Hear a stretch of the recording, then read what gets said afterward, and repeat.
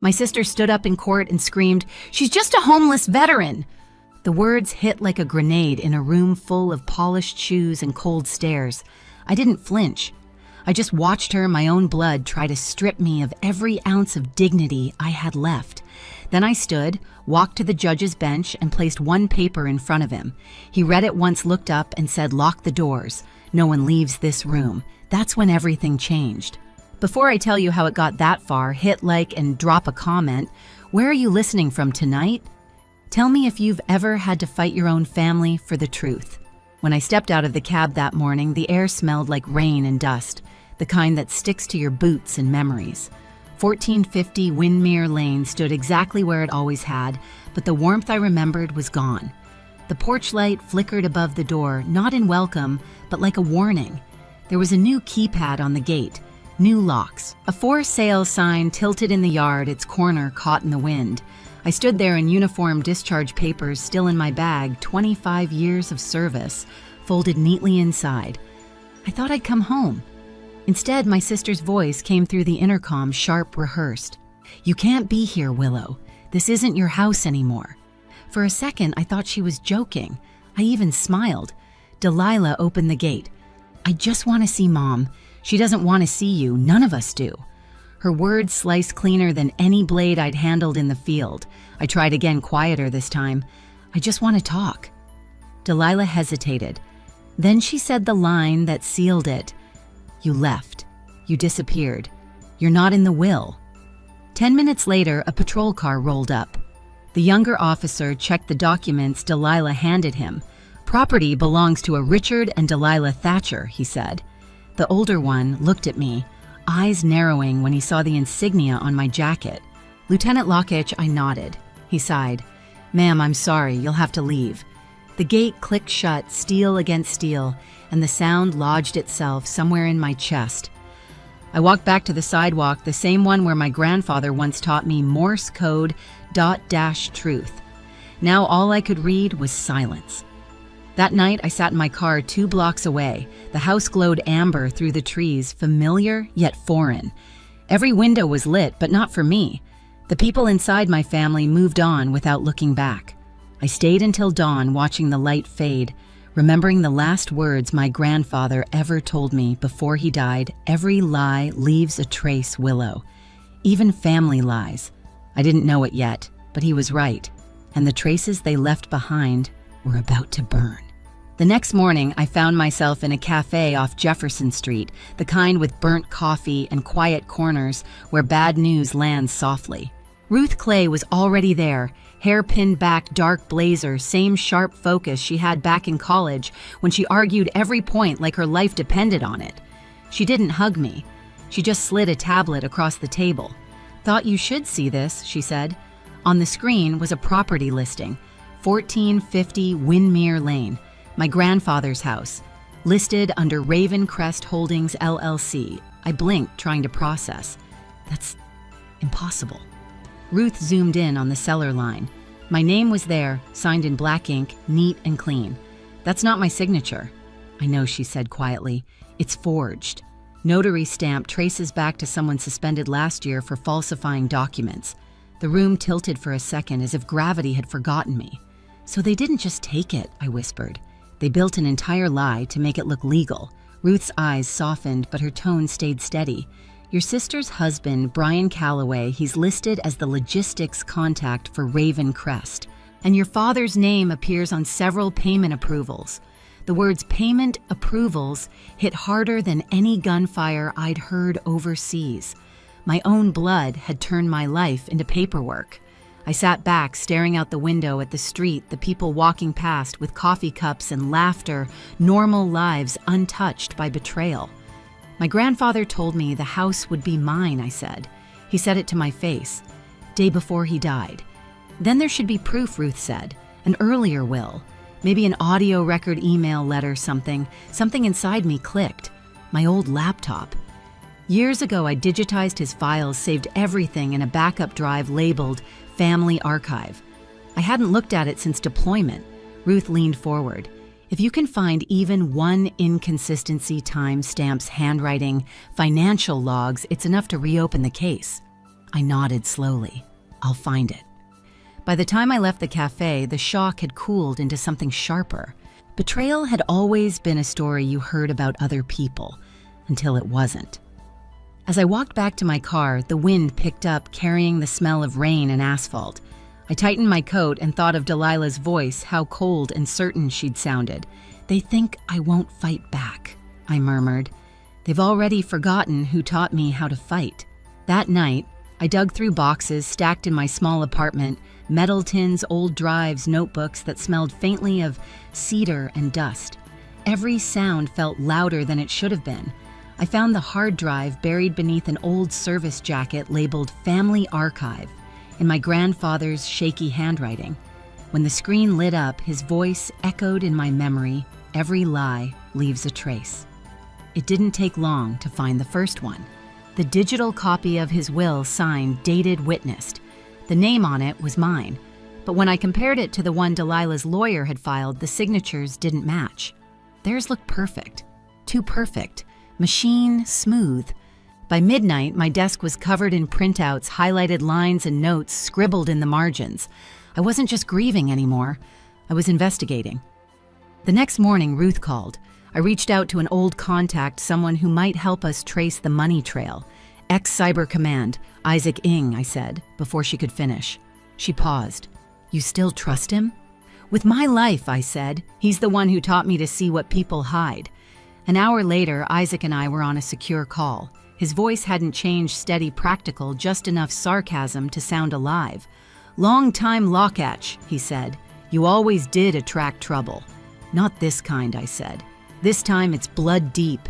He started running traces through the accounts tied to Ravencrest Holdings. Within minutes, the names appeared like ghosts: Brian Calloway, Richard Lockatch, hidden behind shell invoices and fake service payments. "Your sister's husband moves the money," Isaac said. "Your father signs the authorizations." Classic internal laundering. I felt my pulse rise, not with fear, but clarity. "Can you pull the source documents?" "Already did. But Willow, be careful. These people aren't amateurs. If they know you're digging, they already know I cut in." And I was right. That evening, my phone buzzed with a message from an unknown number. "You're playing with fire. We have your psych file." I stared at the screen, jaw tight. They wanted me unstable, discredited, erased again. But the soldier in me only heard a challenge. I turned off my phone, booted my laptop, and opened a secure channel to Ruth and Isaac. "We start tonight," I said. "Everything they've forged will undo line by line." As the three of us worked, I saw the pattern emerge: falsified property transfers, hidden payments, altered notarizations. Every lie was time-stamped, every deceit traceable. By sunrise, I held the one document that could end them all: the original deed, digitally verified with my grandfather's recorded statement attached. I looked at it for a long time, then slipped it into a folder. "This is it," I whispered. "One paper. That's all it takes." The courtroom was colder than I expected. Maybe it was the marble, maybe the silence, the kind that presses against your skin until you can feel your pulse in your throat. I sat, straight, hands clasped the creases of my uniform, sharp as a blade. 25 years of service had taught me how to stand tall when the world tried to shrink me. Across the aisle sat the people who shared my blood. My father, Richard Crisp, in a navy suit, pretending not to see me. My sister Delilah, all pearl earrings and perfect posture. And Brian, her husband, scrolling on his phone like he was bored by justice. When the bailiff called my name, I rose. The title still sounded strange when someone else said it: Lieutenant Colonel Willow Lockatch, Plaintiff. For a moment, I caught my father's eyes. They were calm, too calm. The kind of calm that comes from thinking you've already won. The proceedings began. The prosecutor laid out the evidence we'd spent months building: altered payments, falsified documents, notarizations under a suspended license. Ruth sat beside me, flipping through her notes, her movements methodical. She didn't speak much. She didn't have to. The truth was heavy enough to do the talking. But the defense came armed with venom. Their lawyer painted me as unstable, a soldier, haunted by deployment, unfit to manage property, incapable of distinguishing loyalty from paranoia. They called me erratic, bitter, a woman who can't move on. And then Delilah stood up. "She's just a homeless veteran," she shouted, voice cracking through the courtroom. The words hit like shrapnel echoing off the walls. The judge banged his gavel, calling for order, but the damage was done. Every whisper, every pair of eyes turned toward me. I didn't speak. I didn't even blink. I let her finish digging her own grave. When the silence returned, I rose. "Your Honor," I said quietly, "may I approach?" He hesitated, then nodded. I walked to the bench, heels clicking against the floor. Every step felt deliberate, final.